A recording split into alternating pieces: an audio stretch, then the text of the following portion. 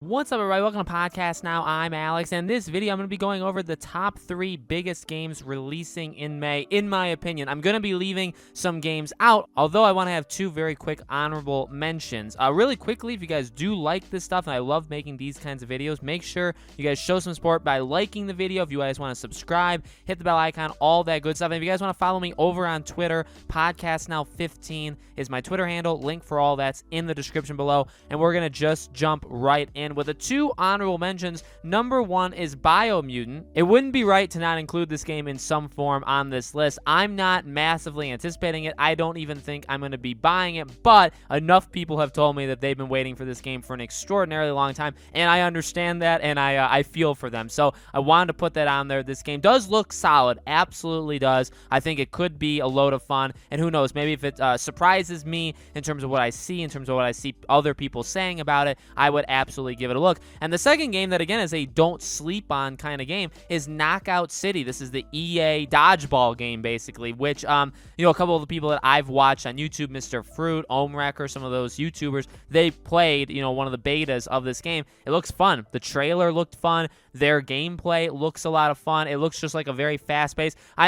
I always go to comparing things to like Rocket League because I think that's kind of like the ultimate sport kind of game like that, okay? That's like different and kind of pushing the medium in a different direction. Again, this is a game that I don't think I'd be getting day one, but again, if it really is surprising and a lot of people are playing it, I think I'd absolutely try it out. And I'd say if it has a long life, that's kind of the biggest thing with a game like this is, will it survive past the first week? Destruction All-Stars was fun for the first week, but it really completely dies out after the first several days of playing it. Hopefully Knockout City is better than that, okay? So let's do the top 3 after that. So those are the 2 honorable mentions. I definitely want to hear from you guys in the comments if I missed out anything or your own list, okay? Let me know. Number 3 is Deathloop, which releases on the PC and the PS5. It's a PS5 console exclusive. Obviously, this comes from Arcane Studios, Bethesda, all that good stuff. I'm looking forward to this. I really am. I'm not a big fan of Dishonored. That's why I put this game at number 3 and not higher up on this list. You'll see why later, but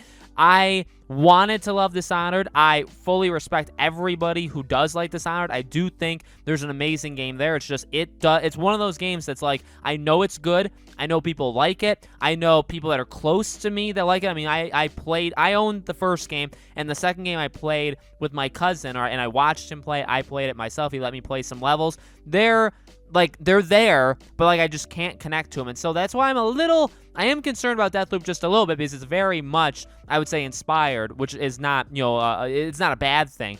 But Dishonored is definitely there in its blood, right? But I think the premise is really cool. Another PS5 exclusive. So, again, on consoles, it's only on PS5. It's not on PS4. Obviously, it's not on other consoles, but it's on that next gen, which, I have the next gen. There's not a lot to play that's exclusive for it right now. Obviously, we're getting Returnal at the end of April, and then we get this in May. So I'm looking forward to it as just, okay, can you push the PS5 forward? If it's maybe this game works. Maybe this is the Dishonored kind of push that I need to like it, right? So I'm looking forward to it. It's just I'm not looking forward to it as much as the other 2. Number 2, Mass Effect Legendary Edition. I wanted to put this in number 1, but at the end of the day, this is not... Well, at the end of the day, number 1 is a new game, and this is technically not a new game. And I'm not saying that, and trust me, I'm not saying that in any disrespect for Mass Effect whatsoever, because I adore these games. I've said it before. I've played Mass Effect 2 and 3. I've never played 1, so I'm very much looking forward to that. But I'm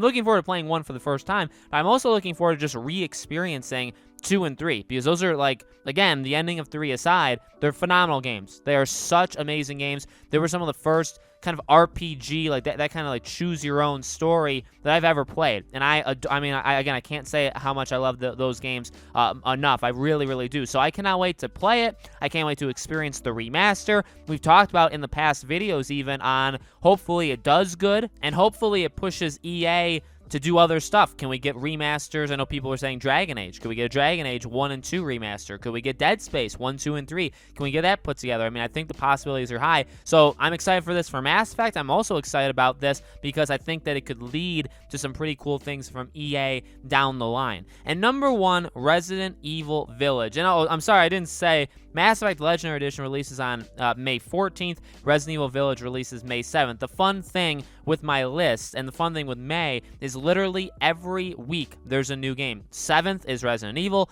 14th is Mass Effect, 21st is Knockout City and Deathloop, and then the 25th is Biomutant. So pretty much every week, sometimes not even, you have to wait a week to get any of these games, which is absolutely awesome. Resident Evil Village is my number one. Again, what upsets me about this is like the leaks are out there. I could know all there is to know about this game. I'm sure there's people out there as well that do know. Okay, I have not seen the leaks. I don't want to see leaks.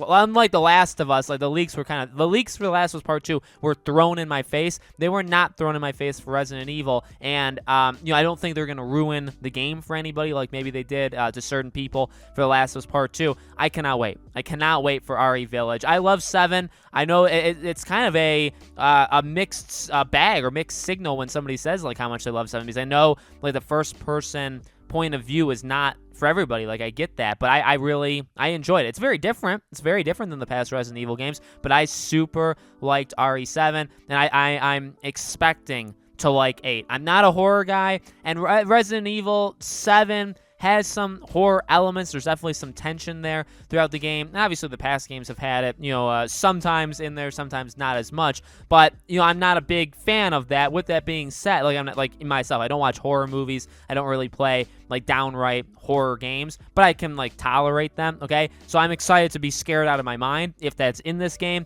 I'm excited for a hopeful, really good story. The game looks absolutely beautiful, all that stuff. I mean, this is going to be hopefully just a full package. I'm going to be playing it, I'm going to try and just get through this game. Not, like, as quickly as possible, because I want to experience it, as much as I can. But, like, I'm expecting, the first couple days at least just playing this game nonstop and probably beating it within, like, day 3 or 4. So I cannot wait. I'm so looking forward to this game. This is, I think, to a lot of people, obviously for a Resident Evil fan, it's like a big deal because it's a brand new RE game. But even for other people, I mean, you look at the calendar, there was like Hitman 3, so like an established franchise, and then you had a lot of games, even like Little Nightmares 2, I guess, but that was a smaller game. You look at even in May, like this is the first big game in May, and it's like a very big established game. So I think a lot of people are going to be looking to this. Mass Effect 2, Mass Effect as well, but it's a remaster. People have already played it. Village, brand new thing. It has the potential to be amazing, a Game of the Year contender, all that stuff.